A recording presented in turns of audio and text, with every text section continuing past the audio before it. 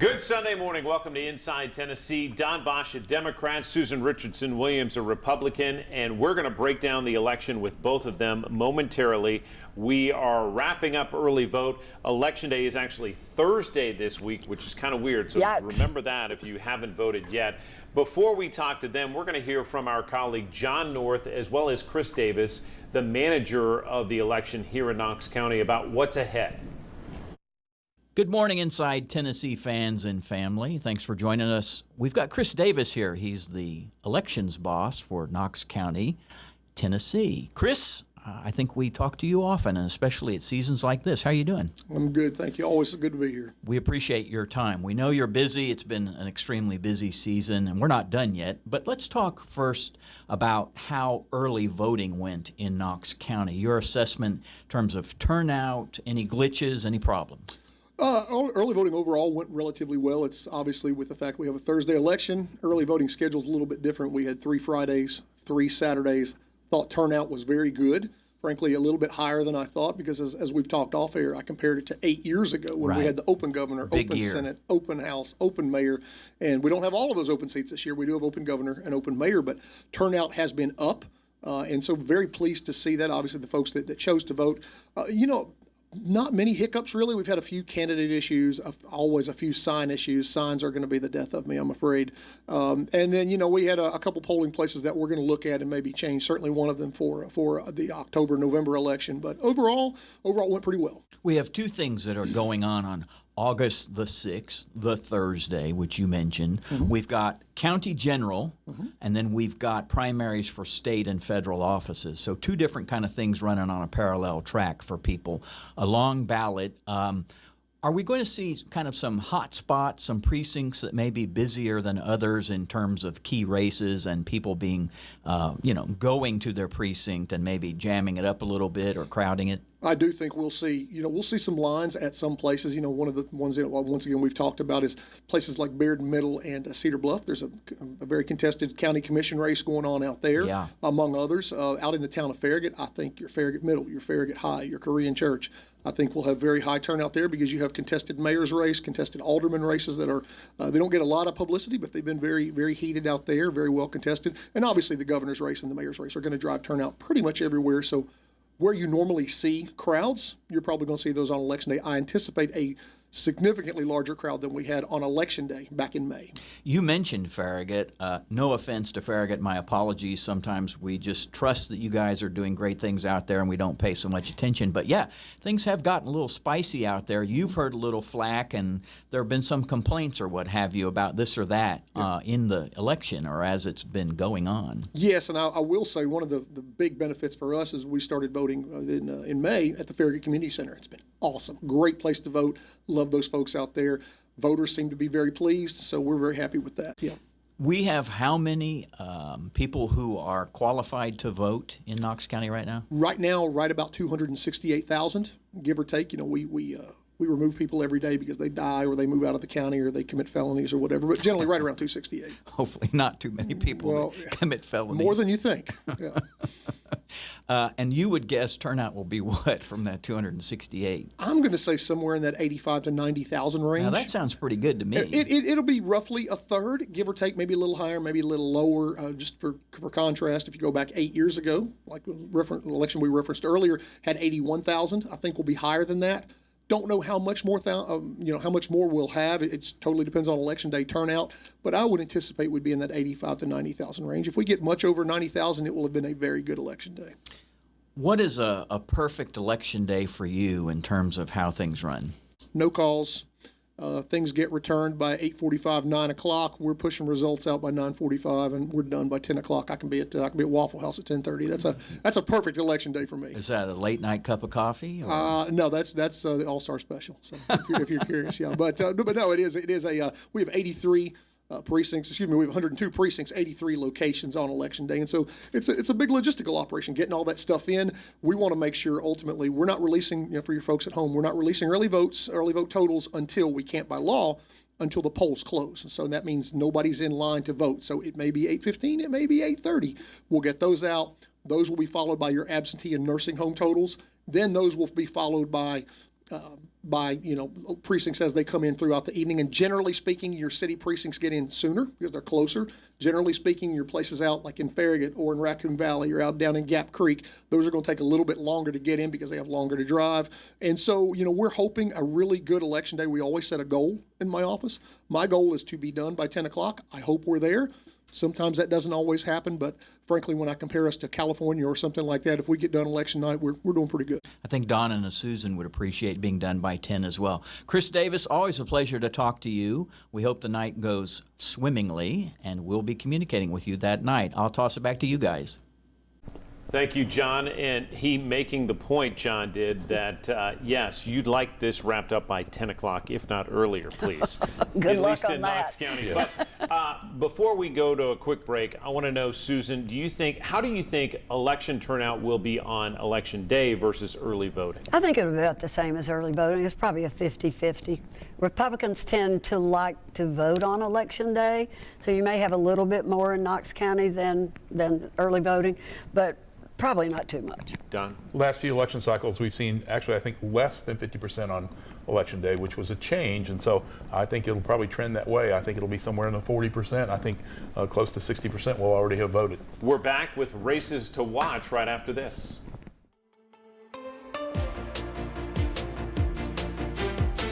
Back on Inside Tennessee to break down some of the races that we're watching. Let's begin in Knox County with the election here.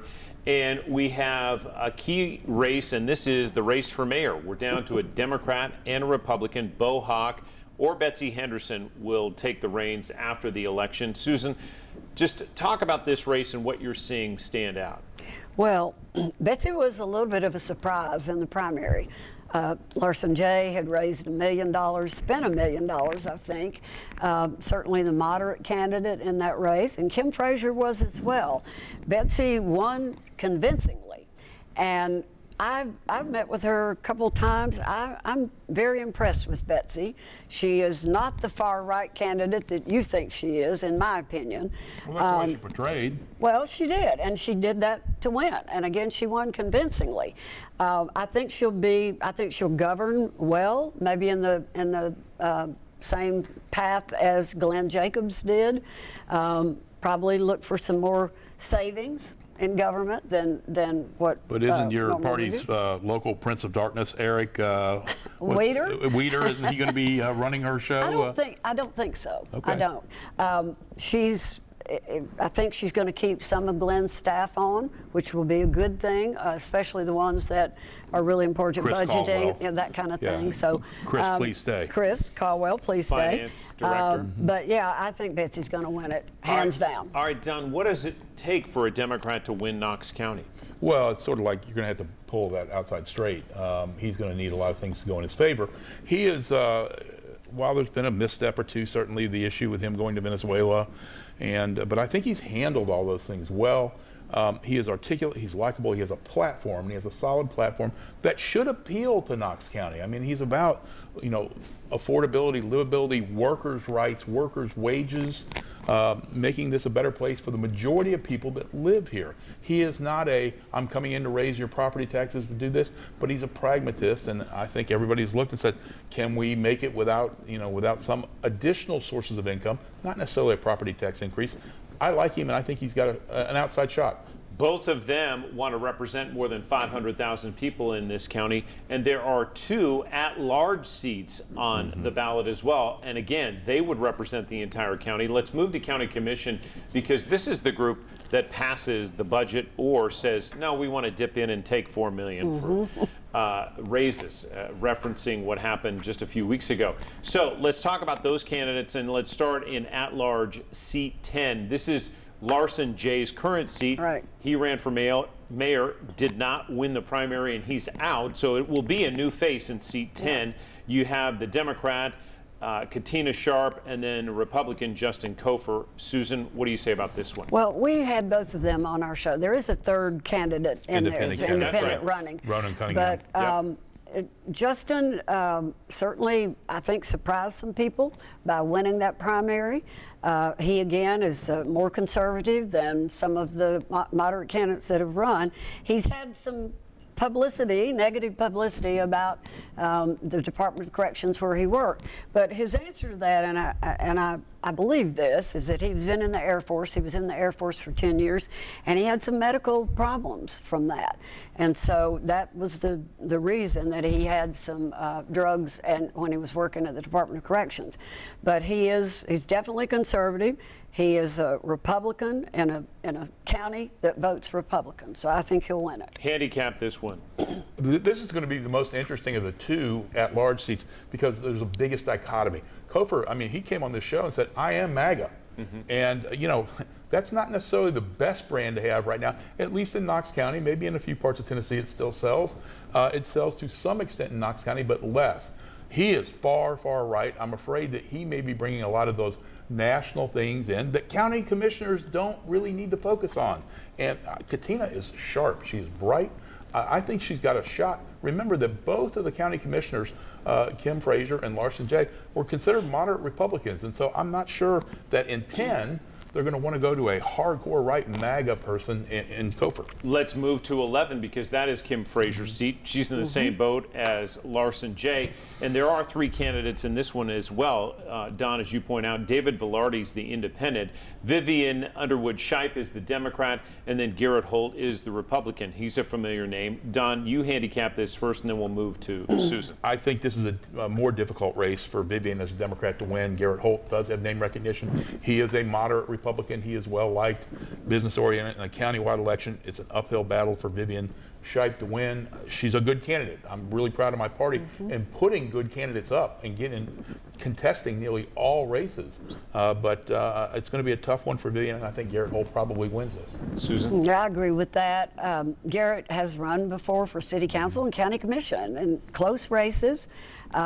He's going to medical school now, which I find interesting. He's always been a businessman.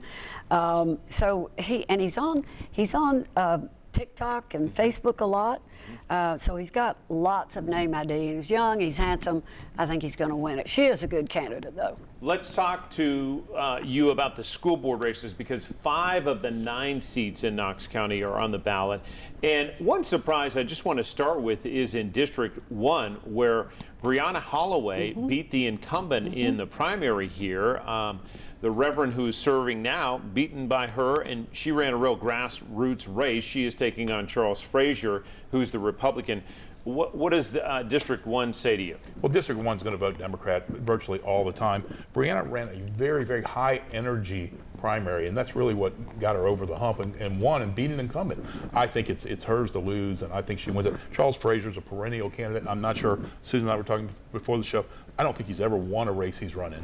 Bit of surprise that Reverend Butler lost that race to some people. Yeah, so you got to give her props for being an incumbent, and Charles does run often, and I don't think he's ever won an election, but hey, kudos to him for running. Susan, give me one other school board race that stands out to you in Knox County. Well, I think the one that's really interesting is the Kat Bike and Ashley Sartell race. Kat's the incumbent. It's in the Sequoia, Ale Lots, Dean Hill, all that area, and she's been, I think, a very outspoken member of the school board and a good member. Ashley Sartell is bright. She's an accountant for Trinity Health, and probably more moderate than some of the other candidates that are running. I think she's got a shot at this. I really do. Quickly, Don, your take on that one. I kind of agree with Susan, except I think Kat Bike will win that seat. She's done a good job. It will be close.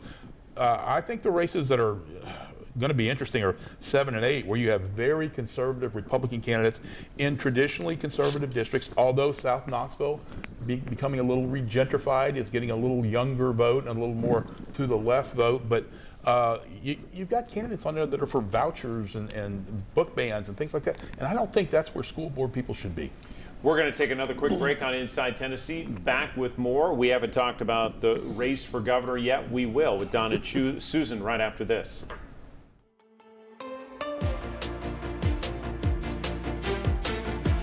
Back on Inside Tennessee with Don and Susan. You may have seen maybe an ad or two about the governor's race and the primary with Republicans recently. Yes, we Sold just at premium rates at WBIR. they the have lowest been rates available. Ubiquitous, haven't they? Let's talk about this. We have three major candidates on the Republican side: Marsha Blackburn, who's a current U.S. Senator; John Rose, who's a current member of Congress from Tennessee, one of the 9 seats that Tennessee has in the House; and then Monty Fritz, who is a state lawmaker. Don, let's start with Monty Fritz, because Monty Fritz on the Republican side surprised a lot of people. State rep, got into this race, and he has some pretty distinguished views. He is one of the most extremist candidates for any office that we've seen in the state. It is, frankly, in my mind, sad that by one poll's account, 26% of the people polled support Monty Fritz, who believes in prosecuting women who have abortions for any reason, for murder and subjecting them potentially to the death penalty, for subjecting parents that assist trans children in medical processes, subjecting them to the death penalty. There are some crazy views, banning all religions except Christianity and Judaism in our state. I mean, the constitutions, both state and federal, absolutely preclude that. It's just crazy. But to think that a quarter of our state might support somebody like that is worrisome.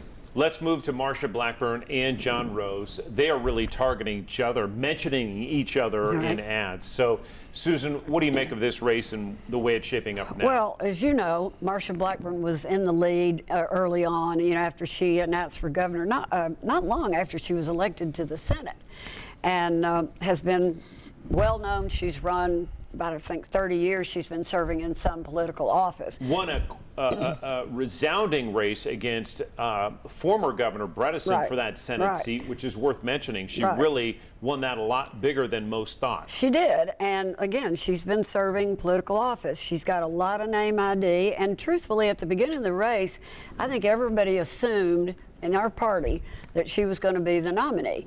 That has changed, and frankly, due to some missteps that their campaign has incurred during this last month or so. The latest poll that came out was an independent poll, had Marsha 37%, John Rose 34%, and Monty Fritz 26%. And even some of Marsha's margin of error was 4. Margin of error is 4. So it's pretty much a dead heat now, and I don't think anybody expected that, to be honest. John Rose has put a lot of his own money into the campaign, running a lot of ads. I think they've been effective. And again, Marsha's fortune cookie ad that everybody, just didn't like. I talk with the voters of Tennessee every day, and she gets in an elevator and blows off the press. Yeah, wasn't going to do interviews and so forth. So it's tightened up. I don't know what's going to happen. I want to talk more about an independent who's something to watch in November, really, no matter what happens. But, Don, let's move to the Democrats here. Jerry Green's the name that lots of people know. You think this will be Jerry's race? I do. There are 5 people running on the Democratic side. Jerry Green's a public defender over in Memphis. I've met Jerry Green before. She's done a good job with her campaign, with her advertising. Again, it's an uphill push for a Democrat right now to win the governor's mansion, Phil Bredesen being the last. But she's a good candidate, a good person, and would govern very well and very moderately in the state. It'd be interesting to see how a Democratic governor might get along with this legislature should she win, but she likely is a Democratic nominee. So those are the major parties, but Susan, you were pointing out before we came on the air that an independent will be one to watch because of the cash. There's a man named David Hatley who is running ads. Quite a few ads on television already, even though his name is not on the ballot in August, but it will be in November. He's from Elizabethton.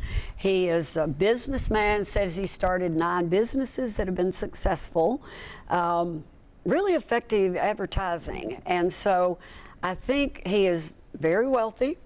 I think he'll be able, in fact, he said on the page I looked at that he was not going to fundraise. He's going to, do his own thing with his money, and he very well could be a factor.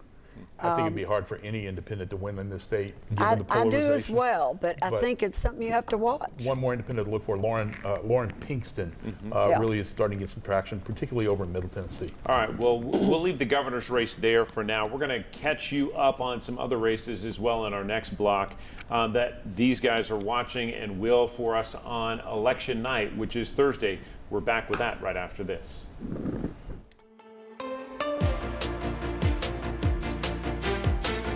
Back on Inside Tennessee to recap what we're talking about here, which is the election. And let's move to two key congressional seats that are also up in Tennessee. Again, remember, this state has 9 congressional seats, and we just lived through a redistricting that split up the Democrat-controlled seat in Memphis. Steve Cohen not running even because of this. Slight chance he may run if that map gets overturned. It does not look like it's going to be overturned, though. Okay, well, let's talk about the ones you're looking at, Don.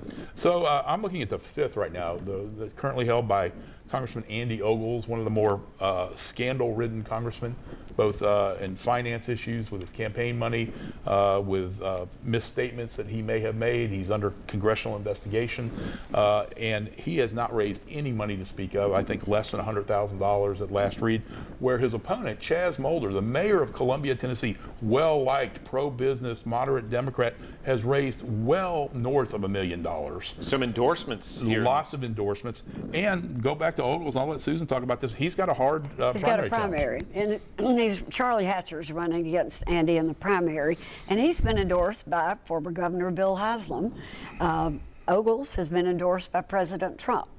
The money, Hatcher has raised a good bit more money, but there's a lot of outside groups that are supporting Andy Ogles. And this is just the primary, and the thing that's going to help Mulder is he's raised, he'll be at $1.5 million. Yeah, he doesn't have a primary. He doesn't have to spend a dime. Yeah, so that is really going to be an interesting race to watch on Thursday night. And then the 6th district, which comes almost to Knox County, goes through Campbell County now that they redistricted.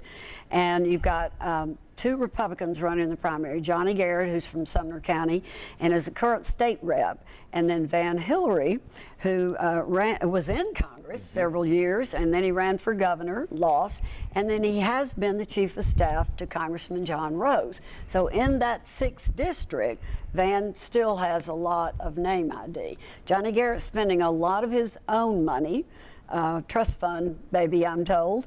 And Van has raised a good bit of money, but that race is really going to be interesting to watch. I think it's going to be close. I asked you this last week, but again, in the race for governor, and let's go back to the Republican primary quickly, Susan, what does Senator Blackburn need to do in East Tennessee, specifically Knox County, to say, I'm the nominee, and I'm the nominee by a long shot? Well, she needs to carry Knox County, and she also needs to carry Hamilton County, and she needs to carry a lot of these rural counties in the Upper East.